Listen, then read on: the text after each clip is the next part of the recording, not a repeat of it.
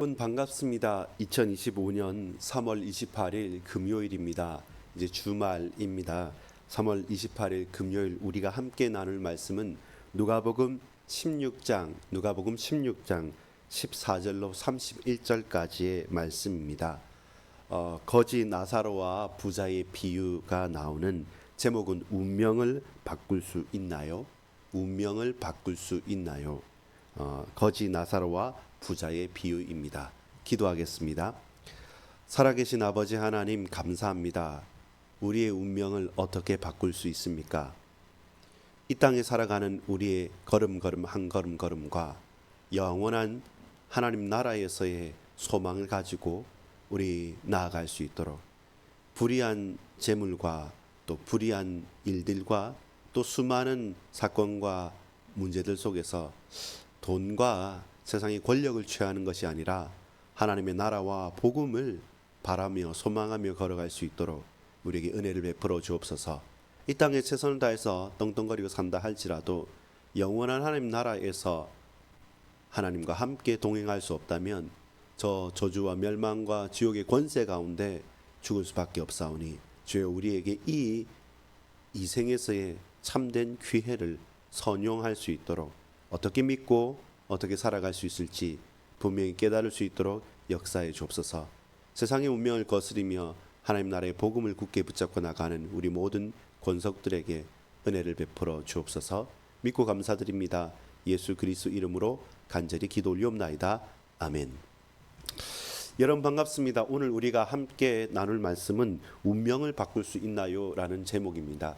실제로 우리의 삶이 하나님께서 가장 복 주시고 은혜 베푸시는 것이 맞다면 이 땅에서의 고난이 사실 문제가 되겠습니까? 많은 우리의 일평생과 소망이 하나님 나라 참 천국의 소망을 가지고 이 땅을 담대히 걸어갈 수 있어야지만 그 하늘의 소망이 이 땅에서 구현되어지는 것이죠.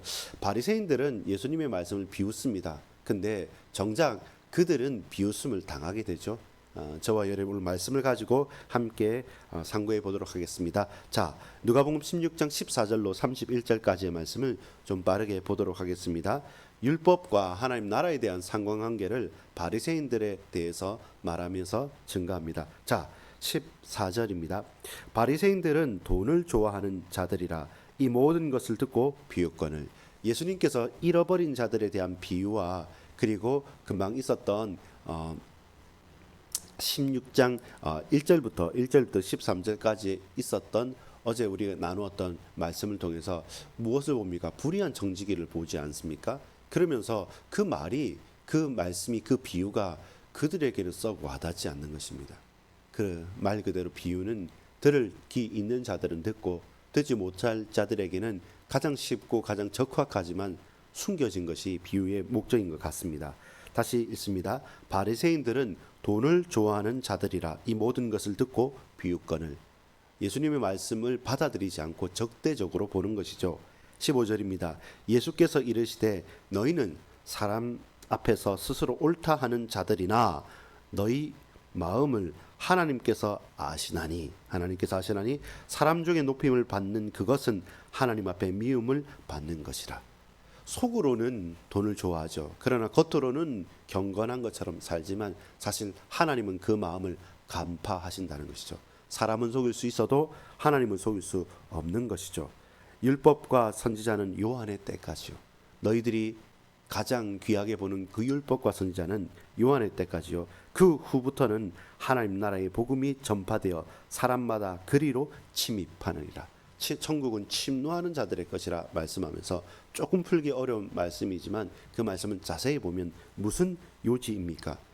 율법을 완성했다는 것입니다. 파괴한 것이 아닙니다. 너희가 율법의 진짜 진리는 모르고 그 껍데기만 붙잡고 있는데 나는 그 말씀을 율법을 완성했다고 말씀합니다. 그러나 17절입니다. 그러나 율법의 한 획이 떨어짐보다 천지가 없어짐이 쉬우리라. 무릇 자기 아내를 버리고 다른 데 장가드는 자도 간음하며 무릇 버림당한 여자에게 장가드는 자도 간음합니다. 갑자기 이렇게 좀 장면이 확확 바뀌는 것 같은데 이걸 누구에게 말씀하는 것입니까? 껍데기만 남아있고 정작 돈은 아니라라고 하지만 돈을 사랑하고 있는 바로 바리새인들에게 대한 말을 외식하고 있다는 것입니다. 그 외식함과 그 율법의 껍데기로 사람은 속일 수 있을지언정 하나님은 속일 수 없다는 것이고, 그래서 너희들은 하나님 나라가 왔음에도 불구하고 눈이 가리워져 하나님 나라를 볼 수도 없고 취할 수도 없고 들어갈 수도 없는 것이죠. 그것이 그들에게 경계하는 것입니다. 그러면서 다시 또 한 가지 비유를 말씀하십니다. 주로 누가복음에 누가는 많은 부자들과 부함에 대한 이 이야기를 비유를 합니다. 그러면서도 그 부자들에게 초점이 있는 것이 아니라 가난한 자들과 잃어버린 자들에게 복음의 축복이 있음을 말씀합니다. 그러면서 오늘 그 부자와 반대편에 있는 거지 나사로, 비참한 인생을 살고 죽을 수밖에 없었던 나사로가 실제로는 그가 하늘을 소유한 자다라고 말씀하는 거죠. 당시만 해도 바리새인들과 유대인들에게 있어서는 이 육체적인 건강과 그리고 부함, 부자라는 것은 그가 일생에 축복을 받은 것이죠. 그래서 믿음이 좋으면 부자여야 되고 건강해야 되고 다 잘 먹고 잘 사는 것처럼 느껴졌는데 정작 그것은 껍데기로서 치장한 것이지 회칠한 무덤인 것입니다. 자, 말씀 더 보겠습니다. 19절입니다. 한 부자가 있어 자색 옷과 고운 베옷을 입고 날마다 호화롭게 즐기더라. 그런데 나사로라 이름하는 한 거지가 헌데투성이로 그의 대문 앞에 버려진 채 그 부자의 상에서 떨어지는 것으로 배불리려 하매 심지어 개들이 와서 그 헌데를 핥더라. 비참하죠. 개들이 이 헐어서 구름나는 그것을 핥고 있고, 무슨 이 병자고 짐승보다 못한 상황에 거지로서 있는 나사로와 그 부자의 상에 떨어지는 찌꺼러기 먹으려고 하는 그 장면은 도저히 어울릴 수 없고 도저히 맞지 않죠. 한 프레임의 그림에 넣을 수 없는 것 정도입니다. 자, 22절입니다. 이에 그 거지가 죽어 천사들에게 받들려 아브라함의 품에 들어가고 부자도 죽어 장사되매 그가 음부에서 고통 중에 눈을 들어 멀리 아브라함과 그의 품에 있는 나사로를 보고 불러 이르되 아버지 아브라함이여, 나를 긍휼히 여기사 나사로를 보내어 그 손가락 끝에 물을 찍어 내 혀를 서늘하게 하소서. 내가 이 불꽃 가운데서 괴로워하나이다. 불편하죠. 이 비유를 하면 나사로와 같이 거지들이나 그리고 힘없는 자들은 소망을 가지고 듣는데, 정작 그 마음이 부자에게 향하고 있고 부자를 목적으로 하고 부자가 최고라고 가리키는 이 율법학자들과 바리새인들과 종교 지도자들에게 하여튼 듣기 싫고 하기 싫은 말씀만 예수님께서 비유로 설명을 하고 있는 것입니다. 자, 계속 보겠습니다. 25절입니다. 아브라함이 이르되 너는 살았을 때 좋은 것을 받았고 나사로는 고난을 받았으니 이것을 기억하라. 이제 그는 여기서 위로를 받고 너는 괴로움을 받느니라. 이 말씀은 부자는 무조건 지옥 가고 거지는 무조건 천국 간다, 그렇지 않죠. 네가 살아서 과연 이 율법의 말씀과 하나님 뜻대로 살았느냐. 저 나사로는 아무것도 못하고 살았지만 그러나 하나님께서 그를 받으셨다라는 말씀입니다. 그래서 무엇입니까? 비유적으로 대조적으로 모든 부를 가지고 떵떵거리고 연애를 베풀며 살았던 그 부자는 물 한 방울도 입술에 적실 수 없고, 반대로 그 헐어서 개가 먹고 그리고 부스레기를 먹으려고 했던 그 나사로는 그럼에도 불구하고 그가 믿음이 있었고 하나님의 택함이 있었기 때문에 아브라함의 품에 받들림 바 되어졌다는 겁니다. 그 간격, 그 대비가 여러분 느껴지십니까? 자, 좀 더 읽어보겠습니다. 26절입니다. 그뿐 아니라 너희와 우리 사이에 큰 구렁텅이가 놓여 있어 여기서 너희에게 건너가고자 하되 갈 수 없고 거기서 우리에게 건너올 수도 없게 하였느니라. 이르되 그러면 아버지여 구하노니 나사로를 내 아버지 집에 보내소서. 무엇입니까? 가고 올 수 없는 큰 간격 구렁텅이가 있는 것이죠. 죽어서 구원의 기회가 끝나고 나서는 지옥에서 옮길 수도 없고 천국에서 갈 수도 없는 엄연한 간격이 있는 것입니다. 그래서 이제 그렇구나, 나는 부자로서 어쩔 수 없구나. 그렇다면 저 나사로 다시 부활시키셔서 내 형제 5이 있는데 그들에게 이런 고통 당하지 말게 하십시오라고 말씀하는 청하는 장면입니다. 자, 보겠습니다. 28절 내 형제 다섯이 있으니 그들에게 증언하게 하여 그들로 이 고통받는 곳에 오지 않게 하소서.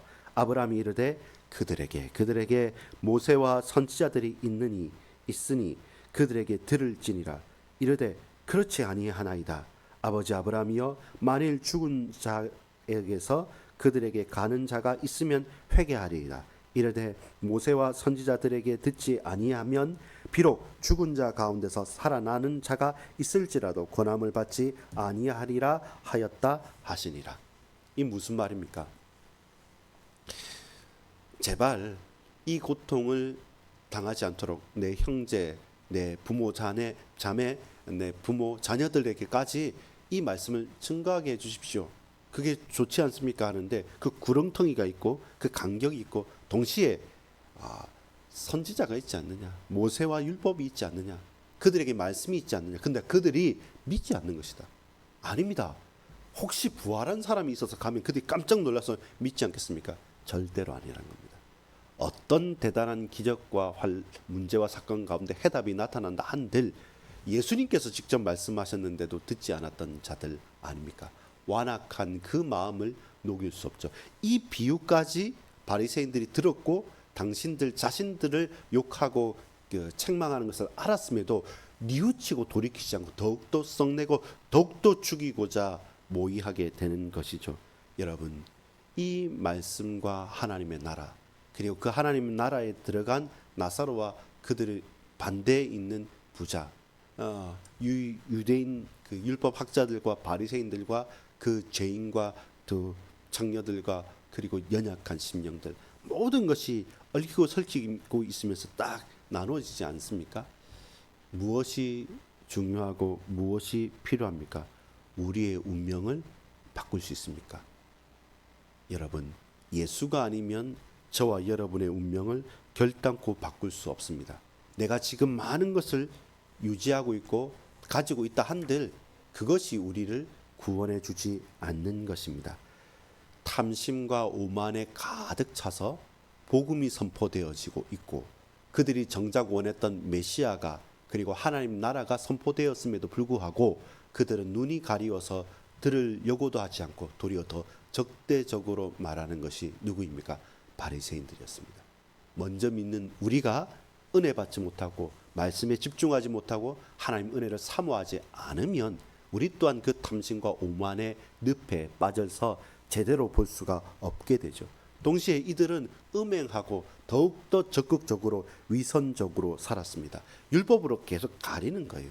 율법으로 가리고 그 여러 조문으로 또 가리면서 정작 가장 중요한 기회에는 그들은 듣지 않습니다. 어떻게 말합니까? 부자가 나사로에게 말하죠. 비유로 설명하지 않습니까? 가난한 자들을 업신여겼고 그리고 이 이생에서의 삶이 영원할 것 같은 그런 탐심과 오만과 음행과 위선 가운데 살던 그들에게 단 하나의 물 한 방울도 그리고 그들의 가족들과 그들에게 또 전달되어지는 믿음의 유산도 막힐 것이고 동시에 또 무엇입니까? 참으로 그들에게 기회가 있음에도 불구하고 모세와 선지자들 율법을 통해서 주어진 기회가 있음에도 불구하고 그 말씀이 껍데기로만 잡혀지지 진심으로 중심으로 그 율법을 완성하러 오신 예수님의 말씀을 그들은 듣지 않는 것입니다. 여러분, 제대로 보십시다. 오늘 우리가 이 땅에서 살아가는 것은 처음이자 마지막 기회입니다. 그래서 일생이고 유일한 생이죠. 거기에서 허랑방탕한 삶으로 낭비하거나 외식하고 음행하고 또한 오만하게 나아가지는 마십시오. 반드시 이 땅을 살아가는 가운데 말씀에 집중하고 하나님의 뜻을 간구하고 어떻게 해서든지 그 연약한 심령들 우리에게 맡겨진 영혼들을 놓고 그걸 놓고 내 모든 소유와 중심과 모든 것을 다 드릴 수 있습니까? 그러면 거지 나사로도 아브라함의 품에 안기는데 저와 여러분은요 말해서 무엇합니까? 하나님의 예비하신 은혜가 있죠. 그 소망을 가지고 답답하고 또한 쉽지 않고 또 흔들리는 가운데서도 저와 여러분 믿음에 도전을 하면서 가는 거죠. 운명은 바뀔 수 있습니다. 또한 바뀌라고 운명인 것이죠. 근데 본질을 붙잡아야 됩니다. 본질은 바뀌지 않습니다. 껍데기가 부자든 가난한 나사로든 그 본질은 그가 누구이며 어떻게 구원받느냐는 것은 바뀌지 않습니다. 겉의 껍데기의 운명은 언제든지 바뀔 수 있습니다. 하나님의 은혜가 우리 일평생에 또는 이 하루에 있기를 소망합니다. 여러분 믿음을 고백하십시오. 모든 외식과 껍데기를 던져버리고 내게 있는 거추장스러운 운명을 뒤바꾸십시오. 반드시 본질을 찾아가는 저와 여러분이기를 소망합니다. 기도하겠습니다. 아버지 하나님 감사합니다. 우리가 부를 추구하고 세상의 성공을 바라보며 가지만 그러나 그 껍데기 속에 참된 본질 내면과 생명이 없다면 그 모든 좋은 옷들이 우리에게 얼마나 어울리겠습니까? 아무것도 없다는들 거지 나사로가 결국은 주의 품에 아브라함 품에 안겨서 주님을 바라봤던 것처럼 우리가 우리에게 주어진 일들과 사명과 소명을 잘 감당해 나갈 때 하나님께서 복 주시고 붙드시며 인도하시고 역사하시는 그 은혜의 깊은 강가로 나아가는 우리 일평생 오늘 이 하루 되어질 수 있도록 주님 은혜를 베풀어 주옵소서. 믿고 감사를 드립니다. 구주 예수 그리스도 이름으로 간절히 기도 올리옵나이다. 아멘. 이제는 우리 구주 예수 그리스도의 은혜와 하나님 아버지의 사랑과 성령님의 감화감동 교통 역사하심이 참으로 모든 운명을 뒤바꾸고 진정한 믿음의 본질을 붙들고 나아가는 우리 모든 만석교회 권속들 머리 위에 지금부터 영원토록 항상 함께 있을지어다. 아멘. 이 하루를 살아가고 또 이 주말을 마무리하는 가운데 우리에게 있는 본질 놓치지 마십시오. 운명처럼 절대로 바꿀 수 없다고 하는 그 껍데기 언제든지 바꿀 수 있습니다. 예수 이름으로 나아가는 일평생 되어지기를, 이 귀한 날 되어지기를 소망합니다.